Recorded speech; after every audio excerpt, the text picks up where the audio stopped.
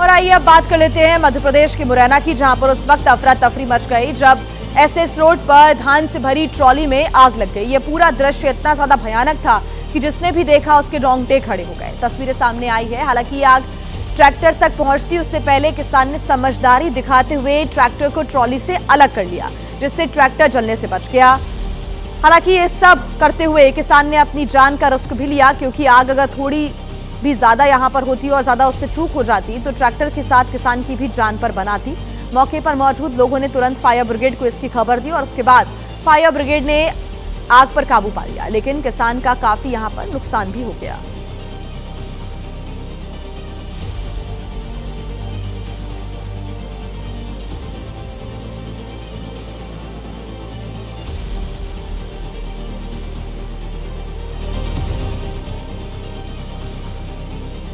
అంటే వాళ్ళు చెప్పిన ప్రకారం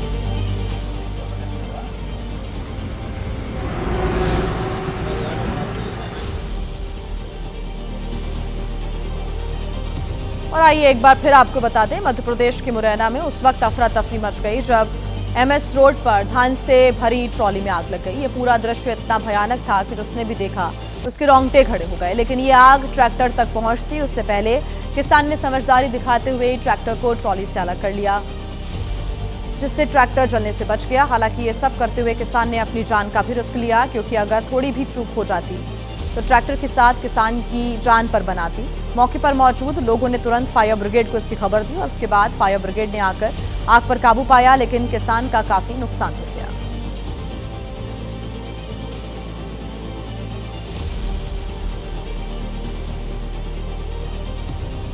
दिल्ली के रामपुर में पत्नी की हत्या करने के बाद आरोपी पति ने पुलिस वालों के नाक में दम कर दिया। आपसी विवाद के बाद आरोपी ने पहले पत्नी को गोली मार दी और फिर बच्चों को भी मारने की कोशिश की। इसके बाद वो ऐसी जगह पर छिप गया जिसने पुलिस वालों की भी मुश्किलें बढ़ा दी। गोली की आवाज और घर में मचे शोर के बीच आरोपी की तलाश की जा रही है। थोड़ी देर बाद रामवीर नाम का आरोपी पड़ोसी की छत पर तमंचा लेकर बैठा दिखाई दिया। बड़े साहब आ गए अब। अपने दिल की बात बता दे, या कोई किसी भी तरीके की। बताओ रामवीर, क्या कहना चाह रहा कुछ है? बता दे। अच्छा तमंचा फेंको, मैं ऊपर आता हूँ। पुलिस लगातार आरोपी को तमंचा फेंकने और छत से नीचे उतारने की कोशिश कर रही थी। देखिए सीओ मैडम भी आ गए हैं, ये सारा आ गए रामपुर बड़े से। साहब आ गए। देखिए कोई दिक्कत है अपनी बात रख। बताओ कब तक खड़े रहोगे वहाँ?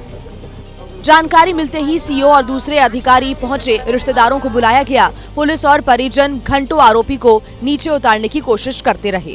अपनी पत्नी शीला की गोली मारकर के हत्या कर दी गई। इस संबंध में विधिक कार्रवाई की जा रही है। जहां तक अभियुक्त का सवाल है, अभियुक्त घटना कारित करने के बाद एक छत पर चढ़ गया था और उसको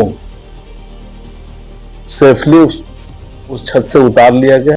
पुलिस ने आरोपी को जेल भेज दिया है। हत्या की वारदात रामपुर के थाना सैफनी इलाके की है। और वहीं दिल्ली के पास ग्रेटर नोएडा में दबंगों की गुंडागर्दी देखने को मिली। दबंगों ने मामूली विवाद के बाद छात्रों पर दनादन फायरिंग शुरू कर दी। गोलीबारी की घटना के बाद से आसपास के लोगों में दहशत फैल गई। गोलियों की तड़तड़ाहट से ग्रेटर नोएडा एक बार फिर गूंज उठा। कुछ छात्रों पर दबंगों ने दनादन फायरिंग की, जिससे हड़कंप मच गया। ग्रेटर नोएडा में दबंगों के हौसले कितने बुलंद हैं, इसकी जीती जागती तस्वीर सामने है। दबंगों ने एक या दो गोलियां नहीं चलाई, बल्कि कई राउंड फायरिंग की। दबंगों के निशाने पर थी ये स्कॉर्पियो गाड़ी, जिस पर दबंगों ने अंधाधुंध फायरिंग की। गोली लगने से गाड़ी के शीशे चकनाचूर हो गए। फायरिंग के निशान गाड़ी के अंदर तक मौजूद हैं। गोली चलने के बाद आसपास लोगों में डर, दहशत का माहौल था।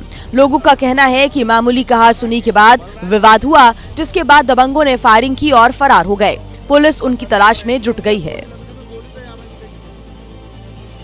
और वहीं राजस्थान से सीकर में अचानक सफेद धुआं आने से हड़कंप मच गया। लोगों को चंद मिनट बाद खांसी होने से सांस लेने में दिक्कत होने लगी। कोई कुछ समझ पाता इससे पहले लोग सुरक्षित जगह की ओर भागने लगे। इंडस्ट्रियल एरिया से सटे इलाके में एक स्कूल है जहां के बच्चे सबसे ज्यादा प्रभावित हुए हैं। बच्चों ने जब वार्डन से सांस लेने में दिक्कत होने की शिकायत की तो उन्होंने आग से निकला धुआं या फिर धूल समझा, लेकिन समस्या बढ़ती गई। आंख में जलन और एलर्जी की समस्या बढ़ी तो अस्पताल लेकर भागे। 10-12 बच्चे भी हैं, 15-20 हमारे मतलब मोहल्ले की जो महिलाएं हैं ना, महिला और बच्चों पे ज्यादा हुआ है इसका, जो है कोई उम्र में बुजुर्ग है उसके ज्यादा हुआ है ये। अस्पताल में भर्ती सभी बच्चों और स्थानीय लोगों की तबीयत ठीक बताई जा रही है। ऐसे लग रहा है शायद कोई गैस वगैरह कहीं कुछ लीकेज या हो सकता है कोई बर्न वगैरह से भी कोई धुआं उठाओ, उससे इनको सांस लेने में सबको दिक्कत आई है। मरीजों की संख्या बढ़ने की आशंका के चलते अस्पताल में तैयारी पूरी कर ली गई है। अस्पताल प्रशासन का कहना है कि कई ऑक्सीजन बेड तैयार रखे हैं।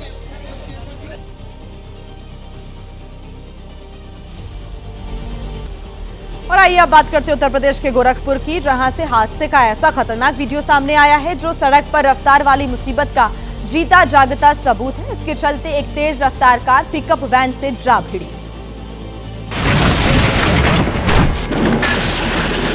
फिर वही हुआ जिसका डर था। बिल्कुल फिल्म स्टंट के अंदाज में कार कई बार पलटती चली गई। 100 की बेकाबू स्पीड से दौड़ती कार ने पहले पिकअप को टक्कर मारी। पिकअप तो जोरदार टक्कर से ढलान की वजह से नीचे की ओर चली गई, लेकिन कार कई बार पलटी और फिर सीधी हो गई। जोरदार टक्कर से पिकअप में रखा सारा सामान फ्लाईओवर पर इधर उधर बिखर गया। बताया जा रहा कि बोलेरो का ड्राइवर गाड़ी वहां खड़ी करके फरार हो गया। यह हादसा बताता है कि गाड़ियां भगाइए लेकिन काबू रफ्तार में, ताकि हाहाकार से बचा जा सके, जीवन बचाया जा सके। वहीं यूपी के मेरठ में पुलिस और स्वाट टीम की इनामी बदमाश शौकत उर्फ मोनी से मुठभेड़ हो गई। मुठभेड़ में बदमाश के दोनों पैरों में गोली लग गई। पकड़े गए बदमाश पर चेन स्नैचिंग समेत 50 मामले दर्ज हैं। मेरठ के पल्लवपुर में पुलिस की टीम चेकिंग कर रही थी। उसी दौरान उसे बाइक पर सवार एक संदिग्ध आता दिखा। पुलिस ने उसे रुकने को कहा तो वो वहां से भाग निकला। पुलिस और स्वाट की टीम ने उसका पीछा किया तो उसने फायरिंग कर दी। पुलिस की जवाबी कार्रवाई में संदिग्ध के दोनों पैरों में गोली लगी है और वो वहीं गिर गया। उसकी पहचान शौकत उर्फ मोनी के तौर पर हुई है। वो कई मामलों में वांछित था। फिलहाल घायल शौकत का इलाज अस्पताल में चल रहा है। ये एक शातिर किस्म का अपराधी है। इसके ऊपर 50 से अधिक मुकदमे पंजीकृत है। थाना पल्लवपुर में कुछ दिन पहले 2 चैन छिनैती की घटना कारित की गई थी, उसमें यह वांछित चल रहा था। कुछ दिन पहले ही शौकत ने मथुरा में तैनात एक सीओ की भाभी से मेरठ के पल्लवपुर में ही चेन लूटी थी, जिसके बाद पुलिस ने उसकी तलाश तेज कर दी थी। पुलिस ने शौकत से लूट के कई जेवरात और हथियार भी बरामद किए हैं। तो वहीं गुजरात के राजकोट से भी हादसे की तस्वीरें सामने आई है, जहां पर एक गली के चौराहे पर कार और स्कूटी की टक्कर हो गई, जिसमें स्कूटी सवार को चोटें आई हैं। बीच सड़क लापरवाही कैसे भारी पड़ी, ये तस्वीर उसका जीता जागता सबूत है। हादसे से पहले स्कूटी सवार मोबाइल रखने निकालने में ही बिजी था और तभी अचानक से सामने कार आ गई और वो भिड़ गई। इस दौरान न कार सवार ने चौराहे पर ब्रेक लगाया और न ही बाइक सवार। वो तो शनिवार का दिन था और सुबह का वक्त होने की वजह से सड़क खाली थी, नहीं तो हादसा भयानक भी हो सकता था।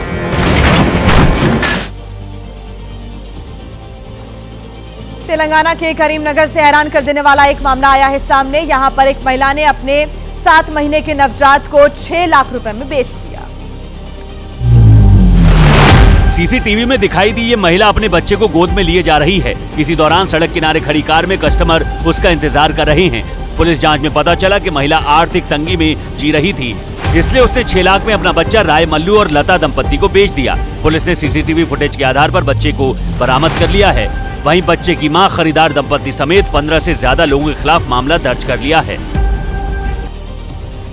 देखिए, इस देश में आज भी कई ऐसी जगह हैं जहां पर अंधविश्वास का बोलबाला है। छत्तीसगढ़ के कवर्धा में एक ऐसी ही तस्वीर सामने आई जिसने स्वास्थ्य विभाग की भी पोल खोल दी। दरअसल कवर्धा के रेंगाखार गर्ल्स हॉस्टल में कुछ लड़कियां बेहोश होकर अस्पताल में गिरने लगी।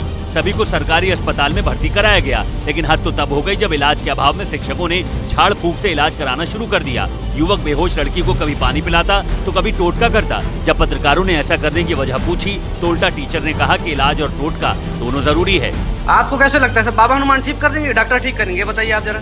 डॉक्टर भी करेंगे, दोनों काम करेंगे। 3 छात्राओं के एक साथ बेहोश होने की घटना से छात्रावास की अन्य छात्राएं भयभीत हैं।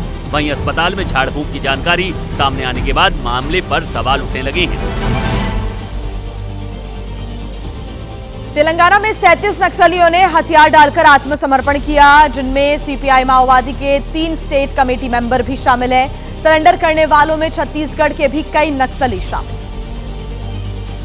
नक्सली कमांडर माडवी हिडमा के मारे जाने के बाद नक्सल संगठन को लगातार बड़े झटके लग रहे हैं। तेलंगाना में 37 सक्रिय नक्सलियों ने हथियार छोड़कर मुख्य धारा में लौटने का फैसला किया, जिनमें 3 स्टेट कमेटी सदस्य शामिल हैं। सरेंडर करने वाले 37 नक्सलियों में से 7 ने उनके पास मौजूद भारी हथियार भी पुलिस को सौंप दिए।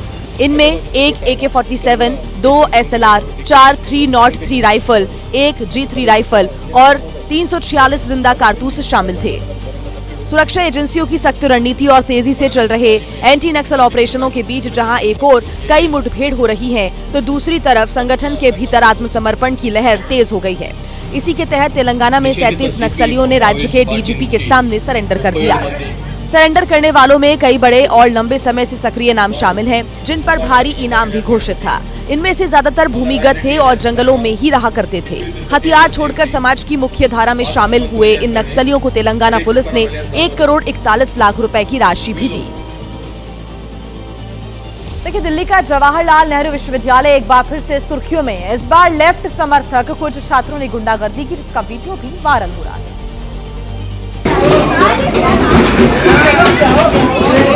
इस वीडियो के सामने आने के बाद ये सवाल उठ रहा है कि ये छात्र राजनीति है या फिर गुंडागर्दी। तस्वीरें जेएनयू कैंपस की हैं, जहां लेफ्ट समर्थकों ने जमकर हंगामा किया और तोड़फोड़ मचाई।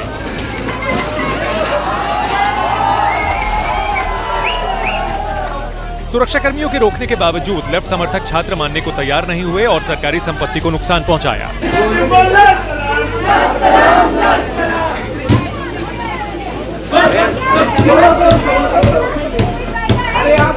बताया जा रहा है कि लेफ्ट समर्थक छात्र छात्राओं ने सेंट्रल लाइब्रेरी के प्रवेश द्वार पर लगी मशीनों को तोड़ने की कोशिश की और अब इसका वीडियो वायरल हो रहा है। बिहार की सियासत में इन दिनों जिस नाम की सबसे ज्यादा चर्चा है वो है दीपक प्रकाश। दीपक प्रकाश उपेंद्र कुशवाहा के बेटे हैं, जो कुछ ही दिन पहले विदेश से वापस आए थे और अब मंत्री बन गए।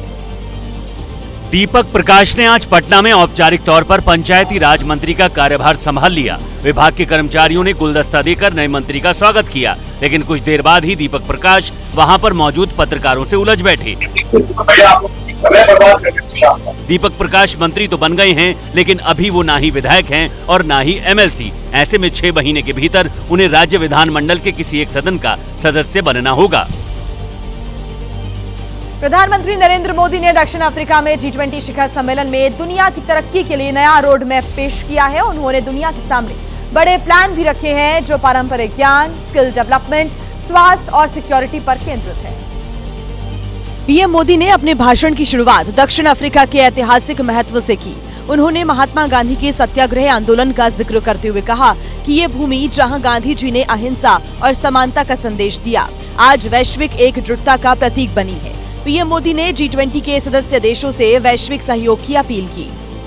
भारत का ये भी मानना है कि स्पेस टेक्नोलॉजी से पूरी मानवता को लाभ हो, इसलिए Bharat G20 open satellite data partnership का सुझाव सामने रख रहा है। पीएम मोदी ने जलवायु परिवर्तन और प्राकृतिक आपदाओं को मानवता के लिए एक बड़ी चुनौती बताया। नेचुरल डिजास्टर्स मानवता के लिए बहुत बड़ी चुनौती बने हुए हैं। इस वर्ष भी प्राकृतिक आपदाओं ने दुनिया की बहुत बड़ी आबादी को प्रभावित किया है। इसे स्पष्ट है कि प्राकृतिक आपदाओं से निपटने के लिए ग्लोबल कोऑपरेशन को हमें और मजबूत करना होगा। पीएम मोदी ने वैश्विक चुनौतियों और AI पर भी भारत का नजरिया साझा किया। पीएम मोदी ने आतंकवाद के खिलाफ वैश्विक एकजुटता पर जोर दिया। बिहार में नीतीश कुमार ने गृह मंत्रालय क्यों छोड़ा, इसका जवाब अभी भी ढूंढा जा रहा है। एक तरफ जहां एनडीए के सहयोगी दल भी हैरान हैं, तो विरोधी इसे बीजेपी की चाल बता रहे हैं। गृह मंत्रालय सम्राट चौधरी को दिए जाने से जीतन राम मांझी भी हैरान हैं। कुछ कहा नहीं जा सकता है, एडजस्टमेंट की बात है।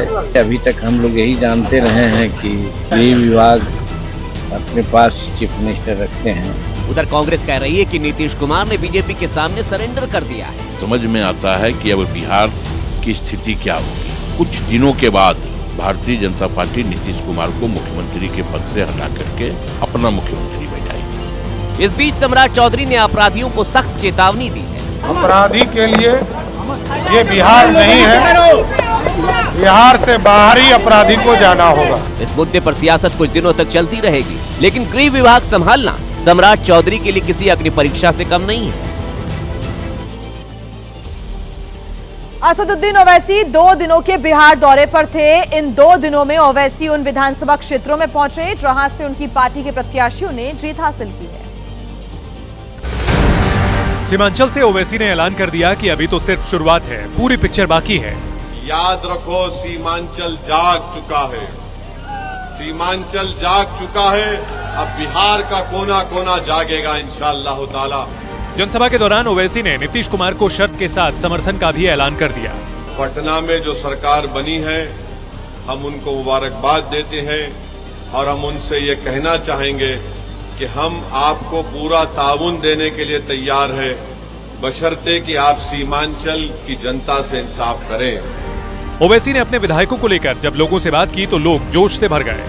मुझे यकीन है कि बिहार की विधानसभा में हमारे 5 एमएलए जब जाएंगे तो शेर की तरह धाड़ेंगे और हुकूमत से सवाल पूछेंगे कि मेरी विधानसभा में यह काम क्यों नहीं हो रहा है। इस दौरान ओवैसी ने विरोधियों पर भी हमला बोला। जो लोग आज हमसे सवाल कर रहे हैं, मैं उनको कहना चाह रहा हूं, भाई साहब, कभी आईने में तुम्हारा चेहरा देख लो, तुम्हारा चेहरा बड़ा डरावनी नजर आता है चुनाव के बाद। आप हमको उंगली मत उठाओ, तुम देख लो कि तुम्हारी वजह से क्या क्या परेशानियां आती हैं। इस बार भी ओवैसी की पार्टी ने बिहार में 5 विधानसभा सीटें जीती हैं और बता दिया है कि उसे कमतर आंकना ठीक नहीं होगा। अल्लाह मुझे जब तक जिंदा रखेगा, मैं सीमांचल के लिए लड़ता था, लड़ रहा हूं और लड़ता रहूंगा इंशाअल्लाह ताला।